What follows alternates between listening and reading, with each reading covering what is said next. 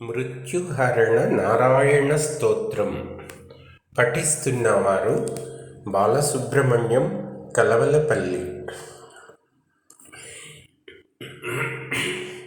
నారాయణం సహస్రాక్షం పద్మనాభం పురాతనం ఋషికేశం ప్రపన్నోస్మి కిం మే మృత్యుః కరిష్యతి. గోవిందం పుండరీకాక్షం అనంతం అజం అవ్యయం కేశవం చ ప్రపన్నోస్మి కిం మే మృత్యుః కరిష్యతి. వాసుదేవం జగద్యోనిం భానువర్ణం అతీంద్రియం దామోదరం ప్రపన్నోస్మి కిం మే మృత్యుః కరిష్యతి.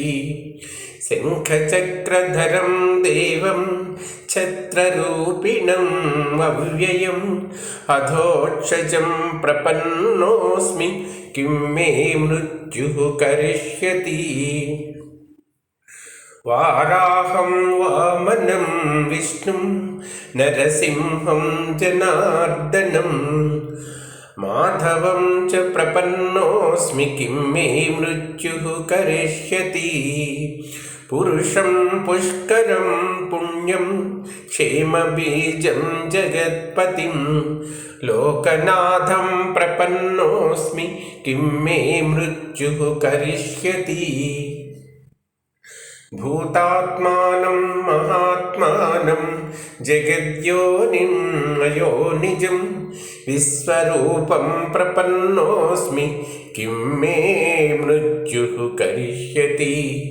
సహస్రశిరసం దేవం వ్యక్తావ్యక్తం సనాతనం మహాయోగం ప్రపన్నోస్మి కిం మే మృత్యుః కరిష్యతి.